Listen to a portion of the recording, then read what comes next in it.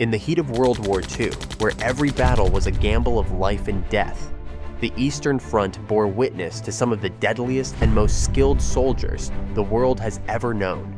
It was a brutal proving ground where men and women, with nothing but sheer determination and skill, turned the tide of battle and cemented their names in the annals of military history. This is the story of the deadliest aces and snipers who lived and died in the shadows of the most harrowing war of the 20th century. Otto Kittel, a German Luftwaffe pilot, soared through the skies with deadly precision. With 267 Soviet planes to his name over the course of 583 combat missions, Kittel became a figure of legend on the Eastern Front. His ability to shoot down 6 planes in a single day earned him the title of Ace in a Day, a distinction that only the most skilled could hope to achieve.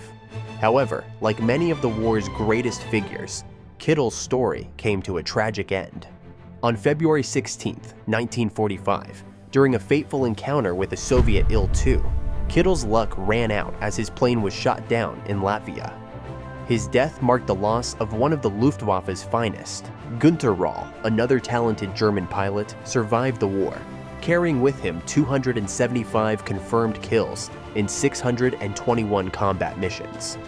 Despite facing death numerous times, having been shot down 5 times, Rall's resilience and skill allowed him to live until the ripe age of 91. His contributions to the Luftwaffe during the war made him one of the most successful aces of the conflict. Yet he was surpassed by another, whose legend overshadowed even his impressive record. Gerhard Barkhorn, a quiet but deadly force in the skies, stood as one of the greatest aces in World War II, with 301 confirmed kills in 1,104 combat missions. Despite flying in the Battle of Britain without a single victory to his name, Barkhorn's legacy was forged on the Eastern Front. His final mission in April 1945 ended in a fiery emergency landing, but Barkhorn's spirit lived on after the war as he rose to high-ranking positions in NATO and the German Air Force. Yet, fate wasn't done with him. A tragic car accident in 1983 took his wife's life, and Barkhorn followed soon after. While the men of the air dominated the skies, the earth was the domain of the snipers, who stalked their prey with unmatched patience and precision. One of the most feared was Lyudmila Pavlichenko, known as the Lady of Death. A Soviet sniper who claimed 309 kills, Pavlichenko was a figure that struck terror into the hearts of her enemies. Her sharp eye and deadly accuracy turned her into a Soviet icon. Yet, behind the fame, Pavlichenko struggled with the toll of war. She quit fighting to become a Soviet propaganda tool, visiting the White House and traveling the world. But her heart was heavy with the burden of PTSD.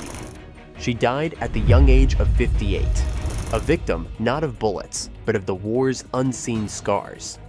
Matthaus Hetzenauer, a young Austrian peasant drafted into the German army at the age of 20, wielded his Mauser K98K carbine with a deadly efficiency. Accumulating 345 confirmed kills, Hetzenauer survived his capture by the Soviets and a brutal stint in the Gulag, only to return to Austria, where he lived a quiet life on a farm until his death in 2004. His precision and grit marked him as one of Germany's most dangerous snipers. Abukadze Idrisov, a Chechen peasant, found himself thrust into the Red Army, where he quickly became one of its most prolific snipers.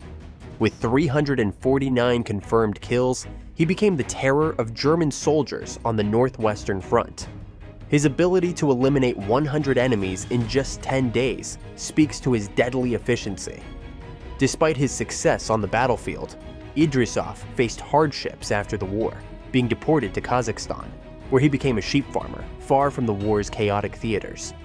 Erich Hartmann, the ace of aces, emerged as the deadliest pilot in the history of aerial warfare. Over the course of 1,404 missions, Hartmann shot down an astounding 352 aircraft, a record that remains unbeaten. His survival through 825 combat encounters is nothing short of miraculous. However, his post-war life was fraught with difficulty, as he was captured by the Americans and delivered to the Soviets, enduring a decade in the Gulag before his release. The snipers of the Soviet Union were among the most skilled and celebrated in the world. Semyon Nomokonov, a skilled hunter from childhood, transitioned his talent to the battlefield, racking up 367 kills. Despite being drafted at the age of 41, his prowess on the Eastern Front earned him a reputation that rivaled the best. Fyodor Dyachenko, a natural sharpshooter with no formal training, displayed a unique persistence that made him one of the deadliest sniper hunter specialists. His methodical approach and sheer patience allowed him to kill 32 German snipers in just 10 days. His bravery earned him the title of Hero of the Soviet Union and the American Distinguished Service Cross. Fyodor Oklopkov, a Yakut peasant drafted into the Soviet Army, became known for his toughness and near-perfect accuracy, often needing only one shot to eliminate his targets. His survival through 12 serious injuries made him a legend on the battlefield, but his post-war life was spent in humble obscurity, working for the Yakut Meat Trust. Ivan Sidorenko, a self-taught sniper, proved that natural talent could outweigh formal training. With 500 confirmed kills, Sidorenko became a crucial figure in the Soviet war effort, not only eliminating enemy soldiers, but also training recruits to follow in his deadly footsteps. Perhaps the most famous of all Soviet snipers was Vasily Zaitsev, whose exploits during the Battle of Stalingrad are the stuff of legend. Zaitsev's ability to train 250 other snipers resulted in a wave of destruction that decimated German forces. His post-war life was spent far from the battlefields, working as a foreman in a coal mine.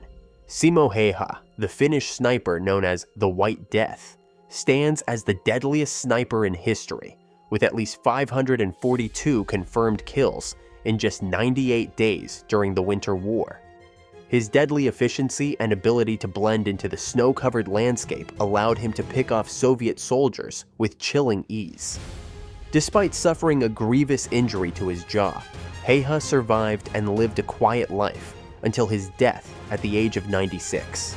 The tale of these snipers and pilots is not just a story of war, it is a testament to the resilience of the human spirit. Each of these men and women, whether fighting in the skies or on the ground, faced the horrors of battle with unmatched skill and determination.